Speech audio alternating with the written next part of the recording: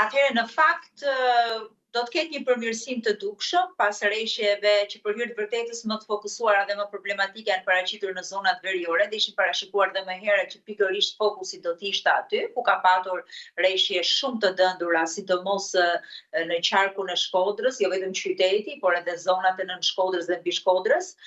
Parashikohet që orët në vijim të sjellin një zhvendosje të rreshjeve, po zhvendosen aktualisht në zonat lindore, do jetë kryesisht Puka, Kuksi, Peshkopia, Bulqiza, do të jetë shumë pak zona juglindjes, pra qarku i Foçës gjatë orëve në vijim, dhe kjo situatë do të jetë deri vonë në mbrëmje, pra sonte gjatë natës, ku presim sërish zhvillim të vrazirave, duke sjellë rreshje, edhe pse më të fokusuara do jenë sërish në veri, pra sonte gjatë natës dhe nesër deri në orët e paradites të së martës, mbetet një situatë e paqëndrueshme për veriun dhe pjesërisht qendrën. Le të themi që rreshjet në jug do të jenë shumë më të pakta, dhe duke filluar që nga nesër pasdite dhe në vijim do të kemi përmirësim të theksuar të kushteve të motit. Rreshjet që i presim gjatë këtyre orëve, pra që nga ky momenti që po flasim deri në mbrëmje edhe në zonat malore do të jenë të pakta, sonte gjatë natës dhe nesër në orët e para të mëngjesit her pas here do të ketë rrepeshe të fokusuara në veri, por nuk do të mungojnë rrepeshet izoluara edhe në Tiranë apo